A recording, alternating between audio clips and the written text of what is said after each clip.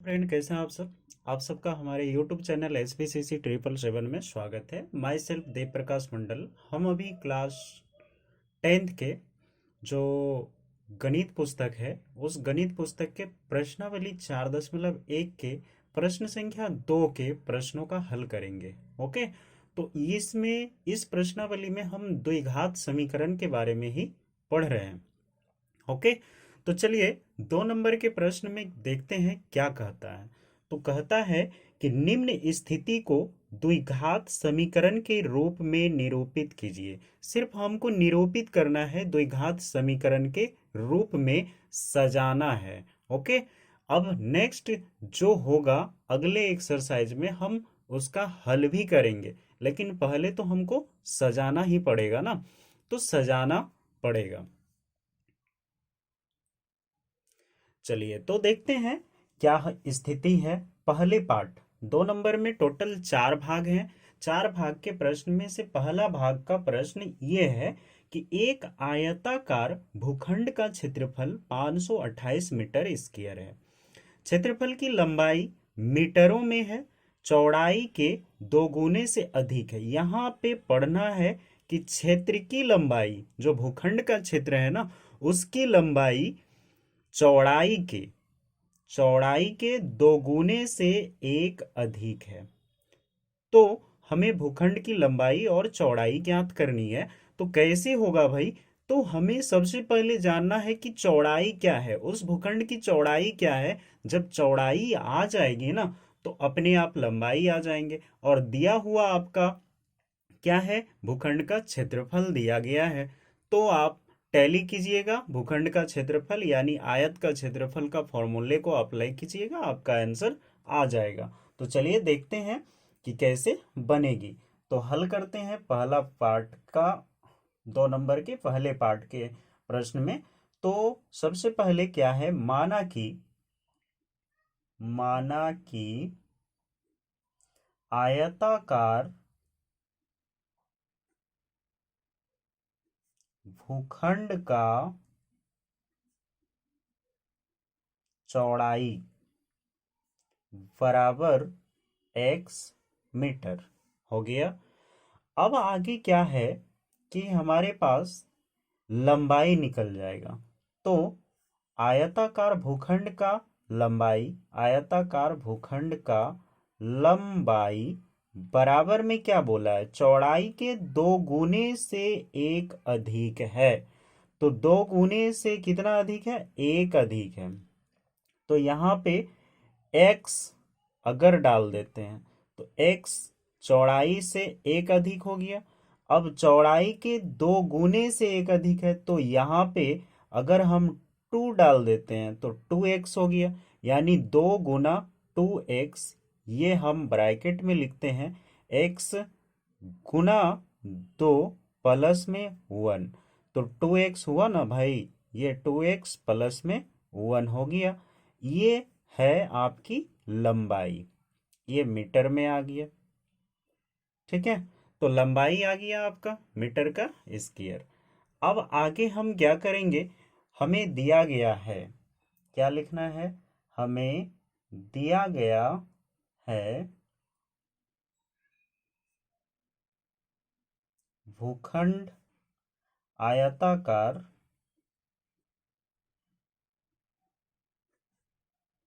भूखंड का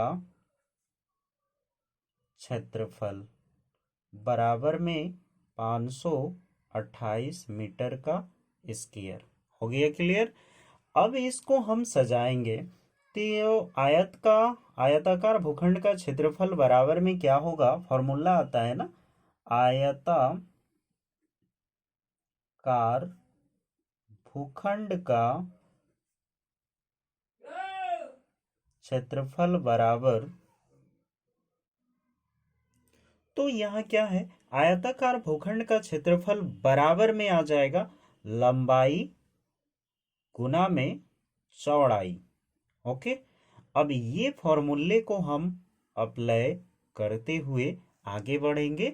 हमारा जो है द्विघात समीकरण बन के तैयार हो जाएगा।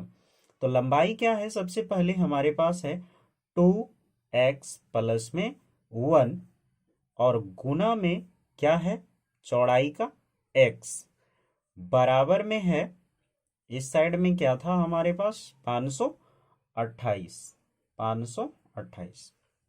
ठीक है, अब इसको हम गुना कर लेते हैं। तो गुना करेंगे तो क्या होगा, 2x का स्क्वायर प्लस में x, इस साइड में है 528 बराबर में। अब इसको हम सजाएंगे तो ये आ जाएगा मेरा क्या कि 2x स्क्वायर प्लस में x, और ये जो है प्लस में है, तो इस साइड जैसे हम बराबर को हटाएंगे तो माइनस होगा। तो इसको अभी हम 528 लिख के आपको बता रहे हैं। एक राउंड और लेते हैं। 2x का स्क्वायर प्लस में x और बराबर प्लस है, प्लस इधर आएगा तो माइनस हो जाएगा, माइनस का 528 बराबर में 0। ये बना मेरा द्विघाती समीकरण। फिर हम x और y जब इसका हल करेंगे तो x का वैल्यू आ जाएगा और 2x प्लस में 1 का वैल्यू आ जाएगा, जिसमें लंबाई और चौड़ाई आपकी आ जाएगी। लेकिन आपको सिर्फ बताया गया है द्विघात समीकरण के रूप में निरूपित कीजिए, x का खोजा नहीं है, वैल्यू नहीं निकालना है। ठीक है ना, तो ये है आपका आंसर। ओके, चलिए नेक्स्ट दूसरे नंबर के प्रश्न को भी हम हल करेंगे। चलिए तो जी हम अब 2 नंबर के प्रश्न में आ चुके हैं, प्रश्न संख्या 2 के दूसरे नंबर के प्रश्न में। तो ये कहता है दो क्रमागत धनात्मक पूर्णांक का गुणफल 306 है, हमें पूर्णांकों को ज्ञात करना है। ठीक है ना, तो देखिए सबसे पहले हम हल करेंगे धनात्मक पूर्णांक दो क्रमागत। क्रमागत धनात्मक पूर्णांक क्या होता है, तो क्रम के अनुसार बढ़ने वाले। ठीक है ना, तो एक एक के बाद क्या, दो आ जाता है, तो ये धनात्मक पूर्णांक में है। तो एक के बाद दो, फिर 5 के बाद 6, 10 के बाद 11 आता है ना, तो ये सब क्रमागत है। ओके, तो चलिए यहाँ पे हमको क्या बोला है कि दो धनात्मक पूर्णांकों का गुणफल कितना है, 306 है। हमें पूर्णांकों को ज्ञात करना है, ये रफ में हमने बताया आपको। तो यहाँ क्या है, माना कि दो क्रमागत धनात्मक पूर्णांक, सबसे पहले लिखना है माना कि दो क्रमागत धनात्मक पूर्णांक बराबर, देखिए एक के बाद दो लिए हैं तो x आ जाएगा, एक हुआ, कोमा में इसके साथ क्या, एक के बाद दो है तो x प्लस में एक डाल देंगे तो दो हो गया। ठीक है ना, तो ये दो क्या हुआ, धनात्मक पूर्णांक हो गया। अब कहता है का गुणफल 306 है, का क्या है, गुणफल है। तो गुणफल हमको दिया गया है, तो लिखना है गुणफल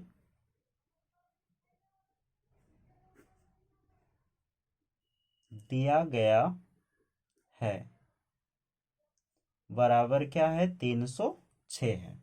गुणफल जो है, गुणफल दिया गया है 306। अब हम इसका गुणा करेंगे और हम किस रूप में ला लेंगे, द्विघात के समीकरण के रूप में ला लेंगे। तो चलिए देखते हैं। तो x इंटू में x प्लस में 1, ये वाला दूसरी संख्या है और ये वाला प्रथम संख्या, प्रथम और दूसरा, क्रम संख्या 1 क्रम संख्या 2। तो क्रम संख्या 1 गुना में क्रम संख्या 2 बराबर में कितना आ गया, 306 आ गया। इसी को हम हल करेंगे तो आ जाएगा मेरा क्या, x का स्क्वायर प्लस में x बराबर में 306। इसको अब क्या करना है, सजा देना है। एक्स स्क्वायर प्लस में x बराबर है, प्लस है तो बराबर हटेगा तो माइनस का 306 बराबर में 0। ये हो गया हमारा द्विघाती समीकरण। यही है आपका क्या, आंसर। फिर हम क्रम संख्या निकालेंगे तो पहले हम x का मान निकाल लेंगे उसके बाद फिर क्या निकलेगा, x का वैल्यू इसमें बैठाएंगे और दूसरी क्रमागत धनात्मक पूर्णांक हमारा निकल जाएगा। ओके, तो इसको हल करने के बाद हमारा आ जाएगा। तो ये हल हम अगले एक्सरसाइज में करेंगे। चलिए नेक्स्ट तीसरे नंबर के प्रश्न में चलेंगे।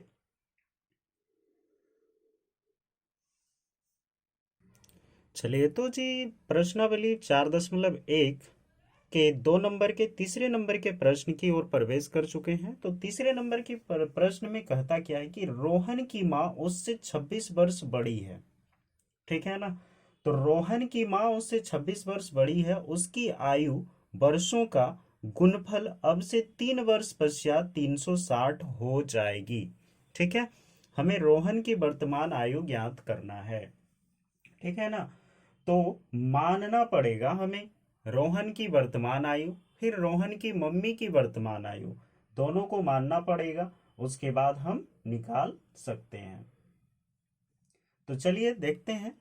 तो रोहन की माना की हल करते हैं। माना कि रोहन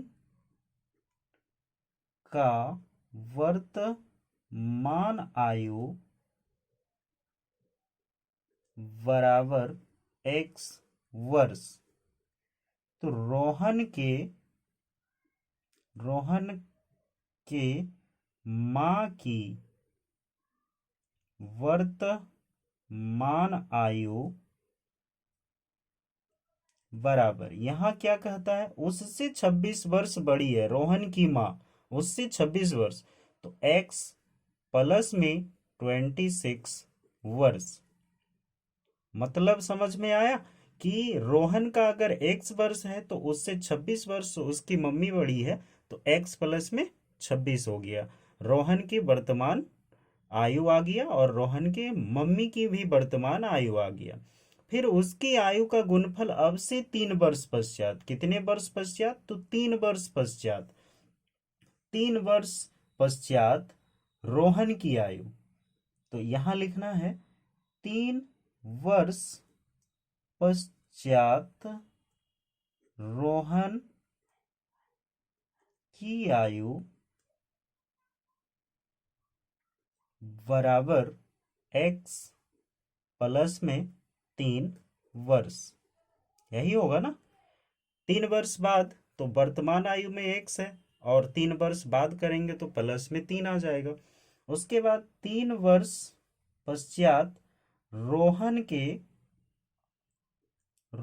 के माँ की आयु बराबर में आ जाएगा, कितना है, यहां अभी हमारे पास x प्लस में 26 है, x प्लस में 26 और कितने जुड़ जाएंगे, 3 वर्ष।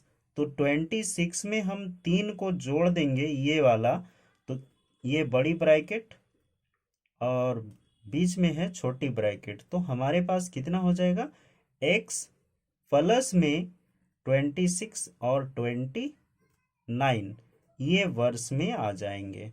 तो रोहन के माँ की आयु जो है वह x प्लस में 29 ब्रैकेट क्लोज किए और वर्ष में आ गया। अब दिया गया है कि 3 वर्ष पश्चात 360 हो जाएगी। अब गुणफल होता है कि 360 हो जाएगी, तो इसको सजाना कैसे है, तो ये दोनों का काम चल रहा है, इसका काम नहीं है, यहां से लेके यहां का काम ही करेंगे हम। तो क्या है, सबसे पहले देखिए x प्लस में 3 ब्रैकेट क्लोज, फिर यहाँ क्या है, x प्लस में 29 बराबर में कितना हो रहा है, 360 हो रहा है। ठीक है ना। अब 360 जब हमारे पास यहाँ आ गया तो 360 का काम हम कर लेंगे। चूंकि यहाँ स्पेस नहीं है तो हम पेज आगे करते हैं। चलिए इसमें हम बना लेते हैं इस पेज में। तो ये 360 यहाँ पे आ गया हमारा। तो ये 360 जो आए x प्लस में 3 इंटू में x प्लस में 29, कहाँ से लिए, यहाँ से लिए और यहाँ से लिए। अब ये x प्लस में 3 है और x प्लस में 29 है इक्वल में 360 है। तो इसको हम गुना कर लेंगे ये वाले को, उसके बाद इजी वेव में बन जाएगा। तो x का स्क्वायर हो जाएगा, फिर प्लस में 29 का x हो जाएगा, होगा ना। फिर 3 है, प्लस में 3x हो जाएगा, फिर प्लस में 9 तिया 27, 3 दूनी 6, 2 8 बराबर में 360 हो जाएगा। ओके, अब यहाँ हमारे पास आया कितना 360, यहाँ 87 आ गया। अब इसको हम सजाना शुरू करते हैं। तो x का स्क्वायर प्लस में प्लस प्लस है इसलिए प्लस 9 3 12 यानी 12 के 2 2 और हाथ के 1 3 32x हो गया। प्लस में है 87 इक्वल में है 360। अब ये इक्वल से इस साइड आएंगे तो क्या करेगा, माइनस करेगा। ओके, तो चलिए देख लेते हैं। तो एक्स स्क्वायर प्लस में 32x प्लस 87 माइनस में 360 इक्वल में क्या आ जाएगा, 0 आ जाएगा। अब ये वाला इजी वेव में हमारा जो है समीकरण बन जाएगा। एक्स का स्क्वायर प्लस में 32x प्लस माइनस में माइनस हो जाएगा, 7 7 10 में 7 गया तो 3, और यहाँ बच गया हमारे पास 5, 15 में 8 गया तो 7, 2 273 बराबर में 0। ये मेरा क्या बना, समीकरण बना। इसको हल करेंगे तो रोहन की वर्तमान आयु और रोहन की मम्मी की आयु निकल जाएगी।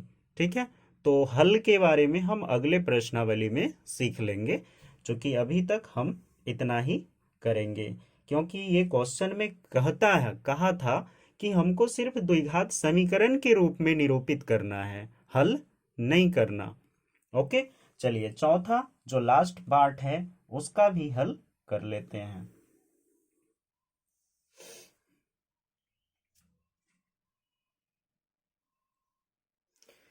चलिए तो जी हम अगले प्रश्न जो चौथे नंबर के प्रश्न है उसका हल करते हैं। ओके, तो ये कहता क्या है चौथे नंबर के प्रश्न, वो भी देख लेते हैं। तो चौथे नंबर के प्रश्न कहता है एक रेलगाड़ी 480 किलोमीटर की दूरी तय करती है, समान चाल से तय करती है। यदि उसकी चाल 8 किलोमीटर प्रति घंटा कम होती है तो वह उसी दूरी को तय करने में 3 घंटे अधिक लेती है। हमें रेलगाड़ी की चाल ज्ञात करना है। ओके, तो देखिए ध्यान से कि एक रेलगाड़ी 480 किलोमीटर की दूरी तय करती है, तो हमें दूरी मिला हुआ है, हमें चाल ज्ञात करना है। तो जो नहीं है ज्ञात करने के लिए बोला है उसको मान लेना पड़ेगा। तो हल करते हैं। माना कि रेलगाड़ी की चाल बराबर x किलोमीटर प्रति घंटा।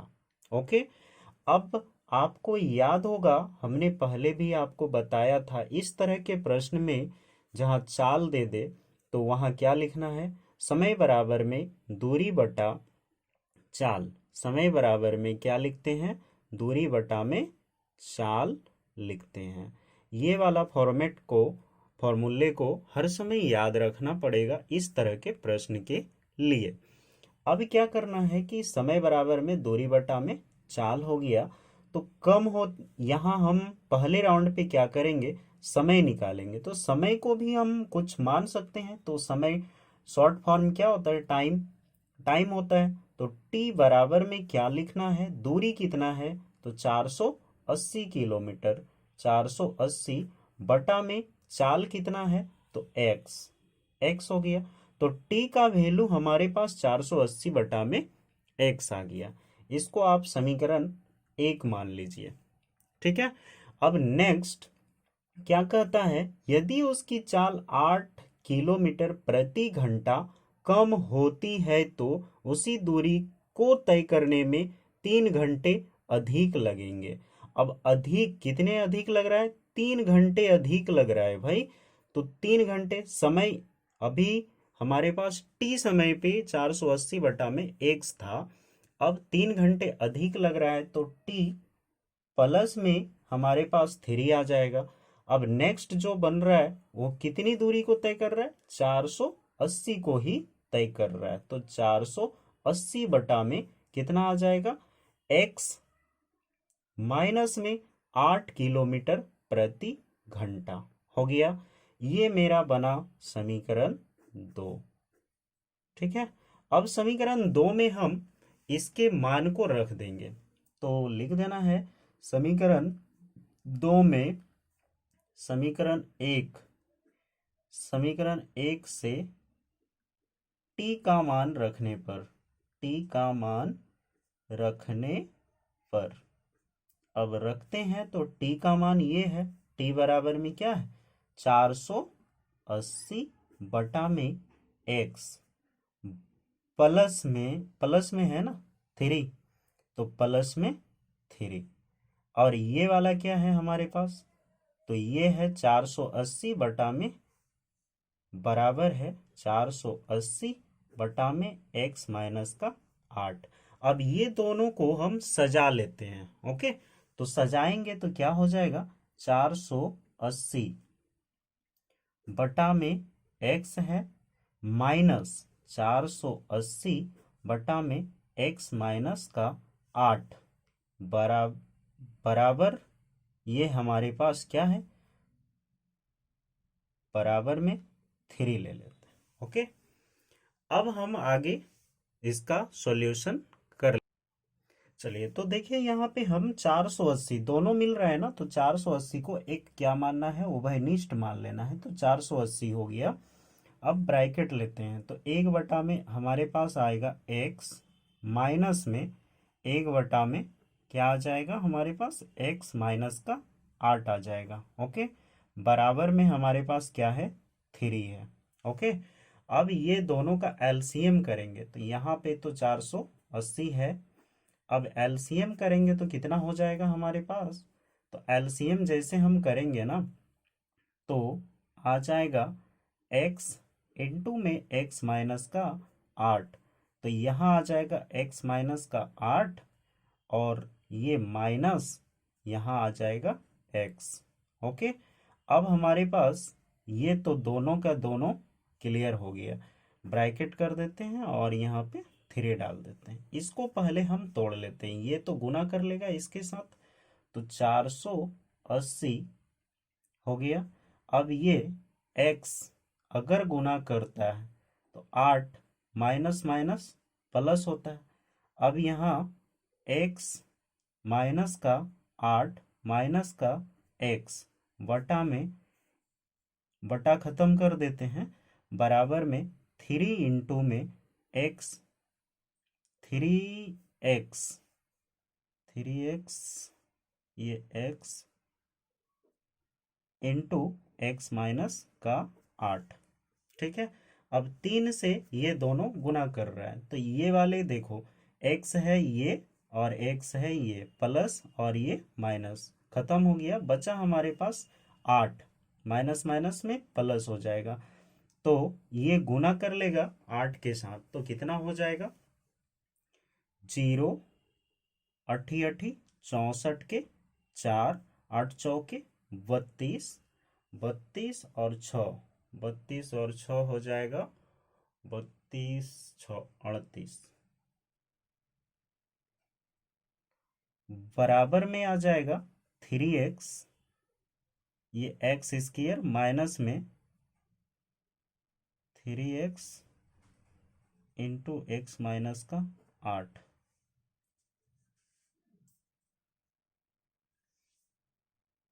चलिए तो देखिए यहाँ पे 3x इंटू में x माइनस का 8 है।